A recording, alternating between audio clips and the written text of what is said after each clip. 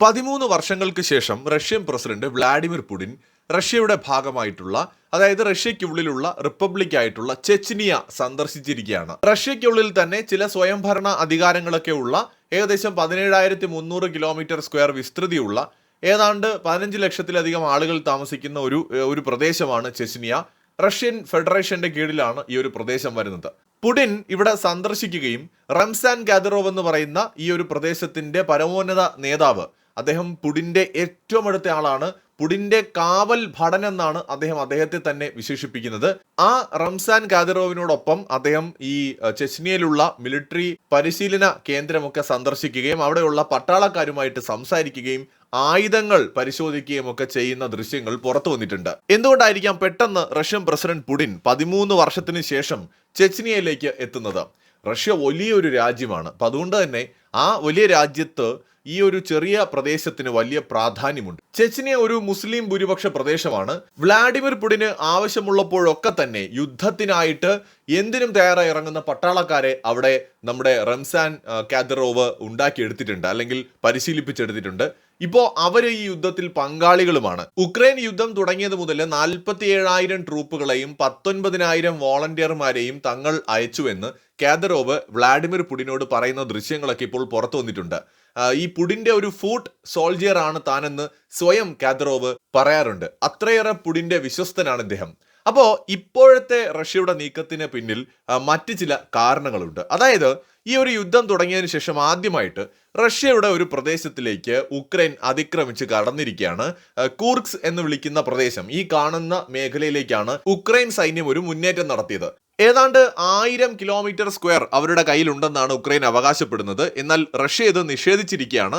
ഈ ഭാഗത്ത് നിന്ന് റഷ്യൻ പട്ടാളക്കാരുടെ തന്നെ ചില റിപ്പോർട്ടുകൾ പുറത്തു വന്നിട്ടുണ്ട്. അവർ പറയുന്നത് ഉക്രൈൻ സൈന്യം ഇവിടേക്ക് ആക്രമണം നടത്തുകയും അതിക്രമിച്ച് കയറുകയും ചെയ്തിരുന്നു, എന്നാൽ തങ്ങൾ അവരെ തുരത്തി ഓടിച്ചു എന്നാണ് റഷ്യ അവകാശപ്പെടുന്നത്. മാത്രമല്ല ഒരുപാട് ദൃശ്യങ്ങളും അവർ പുറത്തുവിടുന്നുണ്ട്. ഇതിലെ വസ്തുത നമുക്കറിയില്ല. എന്തായാലും ഉക്രൈൻ പറയുന്നത് റഷ്യയുടെ ഏകദേശം 25 മുതൽ 30 കിലോമീറ്റർ വരെ ഈ ഒരു റീജിയണിൽ, ഏതാണ്ട് കൂർക്സ് എന്ന് പറയുന്ന റീജിയണിലേക്ക് അവർ കയറിയിട്ടുണ്ട് എന്ന് അവർ പറയുന്നുണ്ട്.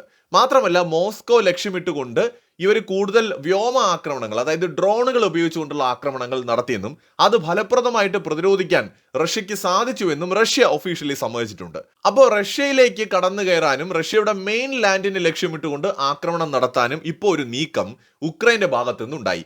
റഷ്യ ആരോപിക്കുന്നത് അമേരിക്കയുടെയും ബ്രിട്ടന്റെയും ഒപ്പം പോളണ്ടിന്റെയും ഇന്റലിജൻസ് വിഭാഗങ്ങളുടെ സഹായത്തോടെയാണ് ഈ ഒരു നീക്കം നടത്തിയിരിക്കുന്നത് എന്നാണ്.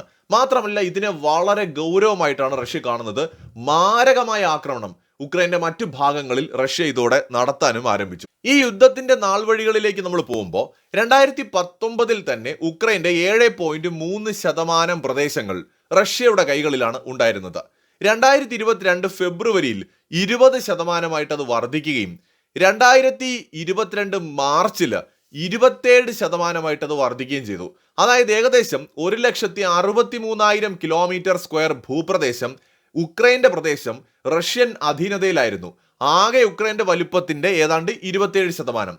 ഇത് എത്രത്തോളം ഉണ്ടെന്ന് ചോദിച്ചാൽ ടുണീഷ്യ എന്ന് പറയുന്ന രാജ്യത്തിന്റെ അത്ര വലുപ്പമുണ്ട്. ഒന്നും കൂടി വ്യക്തമായി പറയാൻ, താജിക്കിസ്ഥാൻ, നേപ്പാൾ, ബംഗ്ലാദേശ് എന്നീ രാജ്യങ്ങളെക്കാൾ വളരെ വലുതായിരുന്നു ഈ റഷ്യ പിടിച്ചെടുത്ത ഭൂപ്രദേശം. എന്നാൽ ഇപ്പോൾ ഏറ്റവും ലേറ്റസ്റ്റ് സ്റ്റാറ്റസ് നമ്മൾ നോക്കുകയാണെങ്കിൽ യുദ്ധം 2024 എത്തി നിൽക്കുന്ന മെയ് മാസം വരെയുള്ള കണക്കനുസരിച്ച് ഉക്രൈന്റെ ഏകദേശം 18% റഷ്യയുടെ കയ്യിലുള്ളത്. ഏതാണ്ട് 1,09,000 കിലോമീറ്റർ സ്ക്വയർ. കണക്കനുസരിച്ച് നോക്കുകയാണെങ്കിൽ ഇത് സൗത്ത് കൊറിയ എന്ന രാജ്യത്തെക്കാളും വലുതാണ്. ഐസ്ലാൻഡ്, ശ്രീലങ്ക, UAE ഇവയെക്കാളൊക്കെ വളരെ വലുതാണ്. ശ്രീലങ്ക ഇതിന്റെ പകുതിയേ വരുള്ളൂ. UAE ഇതിന്റെ 1/4 ഭാഗമേ വരുള്ളൂ. ഏതാണ്ട് ക്യൂബ എന്ന രാജ്യത്തിന്റെ അത്ര വലിപ്പമുണ്ട് നിലവിൽ റഷ്യ ഉക്രൈന്റെ കയ്യിൽ നിന്ന് പിടിച്ചെടുത്ത് വെച്ചിരിക്കുന്ന പ്രദേശങ്ങൾ. അതിൽ തന്നെ ഒരുപാട് പ്രദേശങ്ങൾ ഇനി ഒരിക്കലും ഉക്രൈന് തിരിച്ചു പിടിക്കാൻ കഴിയാത്തവയുമാണ്. അത് സെലൻസ്കി തന്നെ സമ്മതിക്കുന്നുണ്ട്. ക്രിമിയ ദ്വീപുകളുമായി ബന്ധപ്പെട്ട് കിടക്കുന്ന ഏറെ പ്രദേശങ്ങൾ റഷ്യയുടെ നിയന്ത്രണത്തിലാണ്. അതൊന്നും ഇനി ഒരിക്കലും തിരിച്ചു പിടിക്കാൻ പറ്റില്ല. അപ്പോൾ ഇപ്പോൾ യുക്രൈൻ ചെയ്യുന്ന എന്താണെന്ന് വെച്ചാൽ റഷ്യൻ ഭൂപ്രദേശങ്ങൾ കുറെ പിടിച്ചെടുത്തുകൊണ്ട് ഇതിന് പരിഹാരം കാണുക, നഷ്ടപ്പെട്ടതിന് പരിഹാരം കാണുക എന്നതാണ്.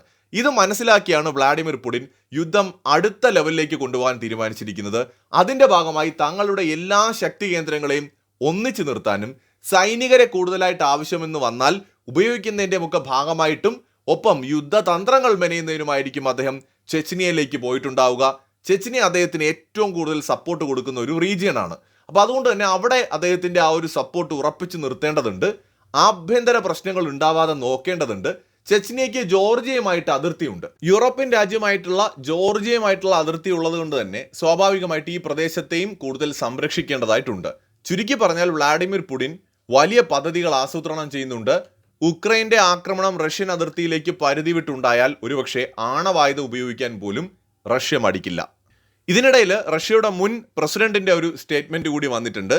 അതായത് ഇനി ഒരു ചർച്ചകളുടെയും സാധ്യതയില്ല, ചർച്ചകളൊക്കെ മതി, നിങ്ങൾ ചർച്ച ചെയ്യാൻ ഞങ്ങൾ പ്രഷർ ചെയ്യുന്നതിൻ്റെ കാര്യമൊന്നും ഇനിയില്ല, ഇനി ഉക്രൈൻ്റെ പരാജയം കണ്ടിട്ടേ ഞങ്ങൾ ഈ യുദ്ധം നിർത്തുന്നുള്ളൂ, ഞങ്ങൾ രണ്ടും കൽപ്പിച്ചാണ് ഇറങ്ങിയിരിക്കുന്നതെന്ന് പറഞ്ഞുകൊണ്ട് മൂപ്പര് വന്നിട്ടുണ്ട്.